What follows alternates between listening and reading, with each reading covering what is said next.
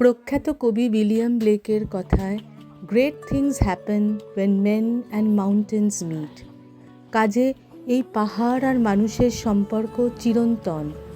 আদিম যুগ থেকে মানুষ এই পাহাড়ের বুক কেটে কেটে আঁকাবাঁকা পথ বানিয়ে পৌঁছে গেছে আরও গভীরে, আরও গহনে। যে পাহাড় রয়েছে তার নিজের রহস্যাবৃত এক মোড়কে মানুষের চিরন্তন ইচ্ছা সেই রহস্যকে অনাবৃত করা। এই ভিডিওর আগের পর্বে আপনারা দেখেছিলেন আমার কলকাতা থেকে পোখরা হয়ে ঘান্দ্রুক যাত্রা। 1 ডিসেম্বরের শীতের সকালে বিহারের রাক্সল হয়ে নেপালের বীরগঞ্জে প্রবেশ, তারপর সেখান থেকে গাড়ি করে পোখরাতে রাত কাটিয়ে আমরা যাত্রা করি ঘান্দ্রুকে।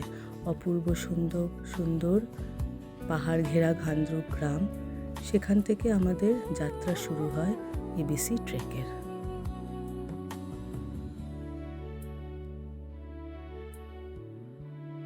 সকালে ঘান্দ্রুক থেকে বেরোনোর পর জঙ্গলের মধ্যে দিয়ে আমাদের পথ।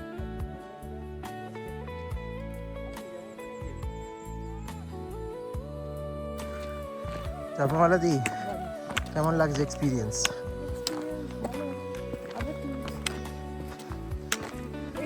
ভালো, চড়াই শুরু হয়েছে।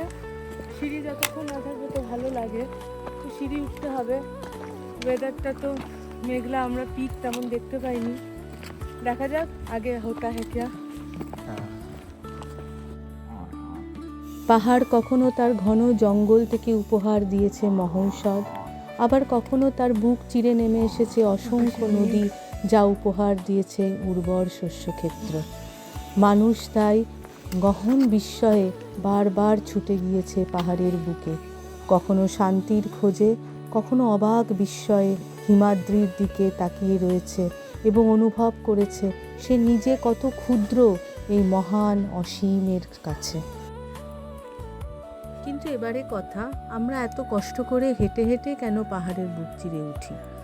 এমনিতে তো এখন কত সুন্দর সুন্দর রাস্তা হয়ে গেছে, সাঁই সাঁই করে গাড়ি করে অথবা হেলিকপ্টারে করেও পৌঁছে যাওয়া যায় সেই হিমাদ্রির কাছে। খুবই সুন্দর। কিন্তু এই যে হেঁটে ওঠা, এটা হচ্ছে একটা আলাদা এক্সপিরিয়েন্স। পাহাড়টাকে আষ্টে পৃষ্ঠে জড়িয়ে তুমি অনুভব করতে করতে হাঁটতে পারো। হুশ করে গাড়ি করে অথবা হেলিকপ্টারে করে বেরিয়ে গেলে কিন্তু সেই অনুভূতিটা পাওয়া যায় না। এই পাহাড়ি পথ, পাহাড়ি গ্রাম, পাহাড়ি লোকগুলো, পাহাড়ের যে জংলি গন্ধটা, এই গাছগুলো, এইটা কিন্তু ট্যুরিস্টের মতন গেলে পাওয়া যায় না। এর জন্য হতে হয় ট্রাভেলার। আমরা হয়তো সেই অর্থে সেরকম হতে পারিনি সেই স্পিরিট নিয়ে, কিন্তু চেষ্টা করতে ক্ষতি কী? আমাদের পথ চলতে থাকলো এই ঘন জঙ্গলের মধ্যে দিয়ে, কখনো চড়াই কখনো উতরাই। অসংখ্য সিঁড়ি পার হলাম, কিন্তু আমাদের মন ভালো করার জন্য সামনে থাকলো শ্বেত শুভ্র অন্নপূর্ণা সাউথ। ওই দিকে চোখ রেখেই পাখির চোখ করে আমরা এগিয়ে চললাম। ঘন জঙ্গল, অসংখ্য গাছ, আদিম আদিম সব যুগ থেকে গাছগুলো দাঁড়িয়ে আছে। কোনো কোনো জায়গায় গ্রাম, অল্প অল্প কয়েকটা বাড়ি ঘর, আবার কোনো কোনো জায়গায় ঘন জঙ্গলের মধ্যে দিয়ে পথ।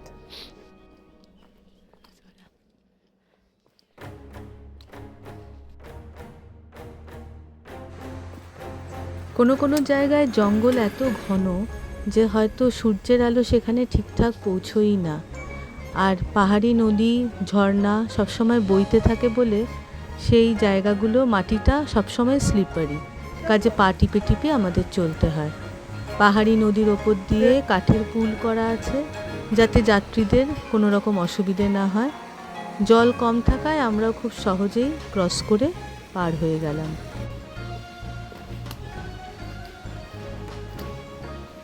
পথে পড়ল এই রেস্টুরেন্টটা, এখানে ট্রাউট ফিশ কাল্টিভেট করা হয়।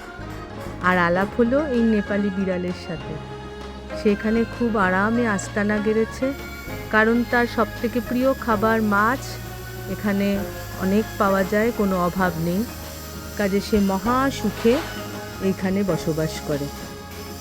এরপরে আমাদের পালায় নদী ক্রস করার। ওই পাশে দেখা যাচ্ছে আমরা ওই পাশ থেকে জঙ্গল পার হয়ে এসেছি। এই নদীটা ক্রস করে আমরা আবার অন্য পাহাড়ে যাব, চড়াইয়ের পথ। নদীর ওপর দিয়ে করা আছে হ্যাঙ্গিং ব্রিজ। সেই হ্যাঙ্গিং ব্রিজগুলো পার হতে আমাদের কোনো অসুবিধে হয় না।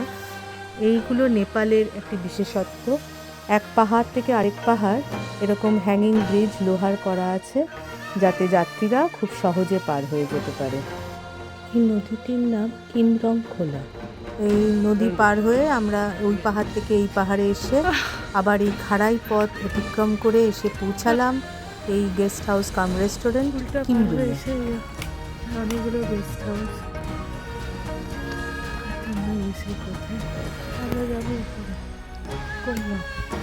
শ্রান্ত ক্লান্ত পথিকগণের জন্য পথে এই টি হাউসগুলো নেপালের সত্যিই মনোরম। এখানে গেলে পরে ওরা গরম গরম খাবার তৈরি করে দেয়। আমরাও দুপুরে গিয়ে সুপি নুডলস অর্ডার করেছি। বেশ হাওয়া দিচ্ছিল, তার মধ্যে এই গরম গরম সুপি নুডলস সত্যি আমাদের শরীরে আবার যে এনার্জি লস হয়েছিল সেটা পূরণ করতে সাহায্য করেছে। সুপি নুডলস, আর কেউ কেউ নিয়েছিল ফ্রাইড রাইস, কিন্তু আশ্চর্যের ব্যাপার রাই শাক দেওয়া, তবে খেতে ভালো।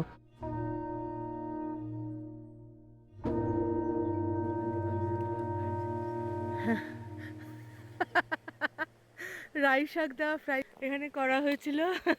এখানে ওটা অভিনব একটা প্রিপারেশন সত্যি। পুরোটা চড়াই পথ, পাহাড়টা পুরোটা উঠতে হবে। আমাদের গ্রুপের সবাই আস্তে আস্তে শ্বাস নিতে নিতে এগিয়ে চলল। নদীটা আমরা তখন অনেক নিচে ফেলে এসেছি।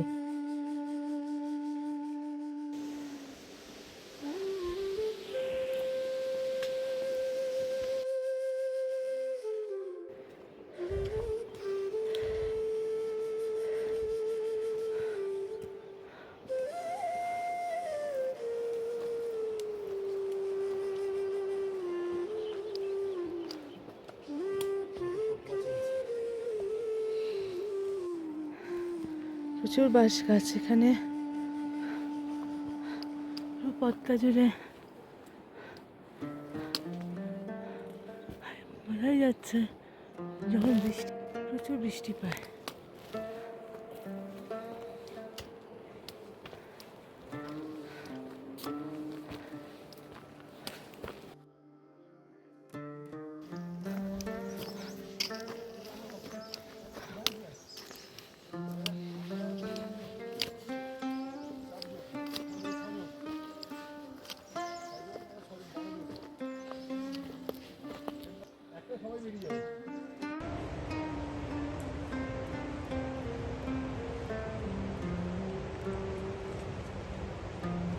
এরকম চড়াই উতরাই জঙ্গলের মধ্যে দিয়ে চলতে চলতে আমরা একটি ক্রস রোডের মধ্যে এলাম। ক্রস রোডের কাছে বাঁ দিকে তাডাপানি, ডান দিকে চোমরং। এইখানে অনেকে, আমরা যেমন ঘান্দ্রুক হয়ে এসেছি, অনেকে তাডাপানি থেকেও চোমরংয়ে যায়। ঘন জঙ্গলের মধ্যে দিয়ে আমাদের আঁকাবাঁকা পথ এগিয়ে চলল। কিছু কিছু জায়গায় জঙ্গল এতটাই ঘন যে সেখানে হয়তো সূর্যের আলোই পৌঁছয় না। কাজে পাহাড়ি ঝর্ণা, যেটা পাহাড়ের দেয়াল বেয়ে টিপটিপ করে পড়ছিল, সেই জলগুলো রাস্তাগুলোকে বেশ কয়েকটা জায়গায় পিচ্ছিল করে দিয়েছে। সাবধানে পা ফেলে ফেলে আমাদের চলতে হচ্ছে। অদ্ভুত ব্যাপার, এই জঙ্গলের পথে চলতে চলতে দেখলাম একটা বেড়া দেওয়া। কে দিয়েছে এই বেড়া এই গভীর জঙ্গলের মধ্যে? কি ভেবে সে এই প্রকৃতিকে বাঁধতে চেয়েছে, এই জঙ্গলকে আটকাতে চেয়েছে বেড়া দিয়ে, সেটা জঙ্গলই জানে।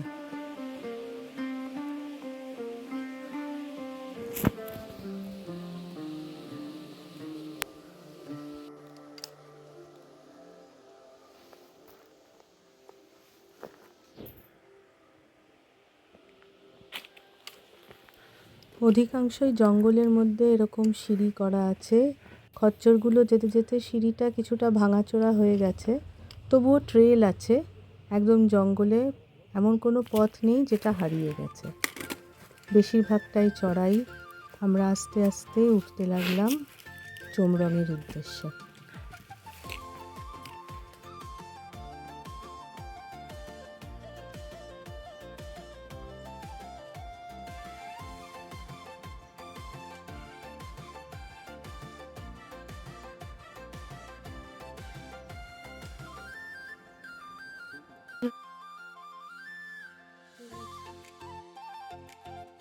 দুপুর পার হয়ে যাওয়ার পর আবহাওয়ার হঠাৎ পরিবর্তন।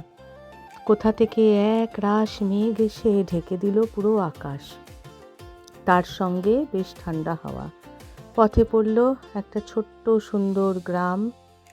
সেই গ্রামটা সুন্দর সাজানো, অনেকগুলো বাড়ি, এবং সে বাড়িগুলো স্ট্রাকচার দিয়ে বেশ ইউনিক।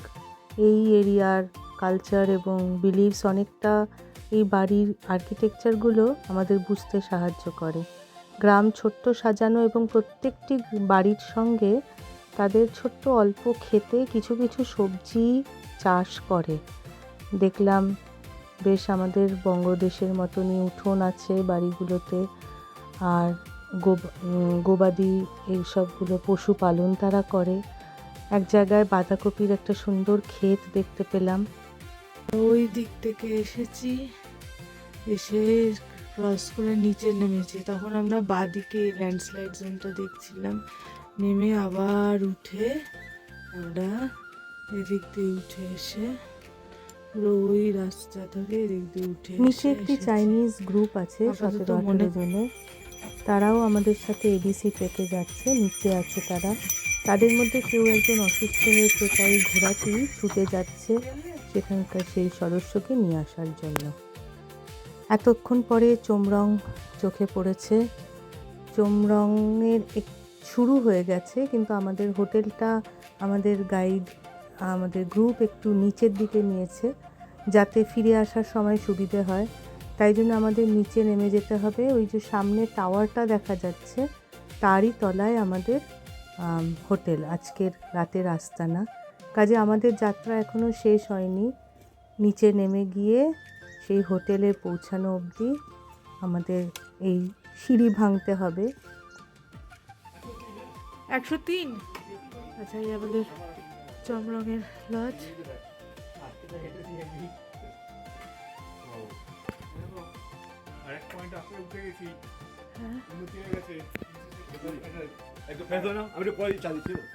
আচ্ছা, 103 আমাদের রুম। 5 এটা আমাদের 103। 6-7 ঘন্টা ধরে 10 কিলোমিটার ট্রেক করে আমরা যখন শ্রান্ত ক্লান্ত হয়ে চোমরং হোটেলে পৌঁছলাম, আমাদের স্বাগত জানালো এই গরম গরম ভেজিটেবল স্যুপ। গাজর, টমেটো এবং আরও কিছু ভেজিটেবলস দিয়ে বানানো এই সুন্দর সুস্বাদু স্যুপ। তাতে অনেক পরিমাণে রসুন আর রাই শাক দেওয়া। রসুন আর রাই শাক অ্যাকিউট মাউন্টেন সিকনেস বা হাই অল্টিটিউড সিকনেস প্রিভেন্ট করে।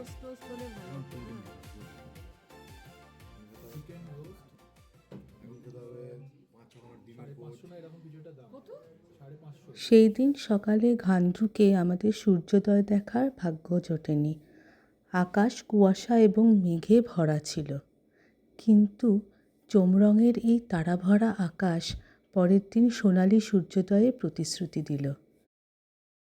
কথা মতো পরের দিন সকালে উঠে দেখি মা অন্নপূর্ণা আমাদের প্রতি সদয়া, তার সোনাঝরা রূপ নিয়ে আমাদের সামনে উপস্থিত। বাকি সহযাত্রীদের ঠেলা ঠেলি করে উঠিয়ে সবাই মিলে জড়ো হলাম সামনের টেরাসে। সুন্দরভাবে দেখলাম কেমন করে অন্নপূর্ণার এবং হিউচুল্লি সাদা রূপ, তারপরে লাল, তারপরে সোনালি, আস্তে আস্তে রং বদলালো। যেন এক চিত্র প্রদর্শনী আমাদের সামনে, অপরূপ প্রকৃতির খেলা।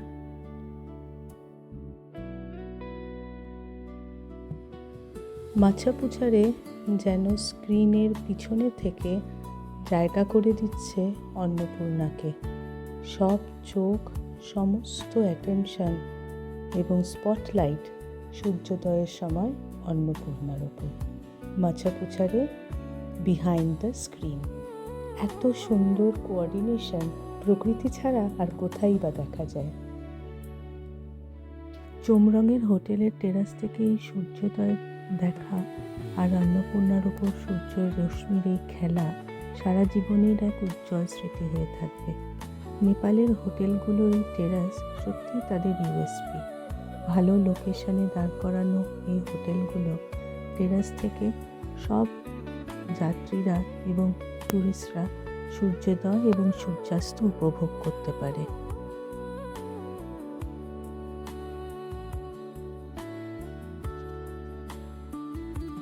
আজকে আমরা চুমরং থেকে ডোবানোর উদ্দেশ্যে রওনা দেব।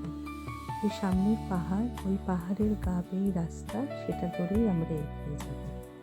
প্রথমে নিচে নেমে লোয়ার সিনোয়া, তারপরে সিনোয়া, তারপরে উপরে আপার সিনোয়া, ওই চড়াই পথ বেয়ে এগোবো ডোবানের উদ্দেশ্যে। ঝলমলে সকাল, ঝকঝকে আকাশ, সবাই মিলে তাড়াতাড়ি ব্রেকফাস্ট সেরে ট্রেকিং গিয়ার্স নিয়ে রেডি হলাম টেরাসে। এখান থেকে যাত্রা শুরু। চুমরং থেকে ডোবানের দূরত্ব মোটামুটি 11 কিলোমিটার। 7-8 ঘন্টার পথ। 2500 সিঁড়ি দিয়ে নিচে নেমে চুমরং খোলা নদী পার হয়ে তারপরে খাড়াই পথ ধরে আপার সিনোয়া উঠতে হবে। সেখান থেকে আবার নিচে নেমে জঙ্গলের পথ ধরে এগিয়ে যেতে হবে ডোবানের উদ্দেশ্যে।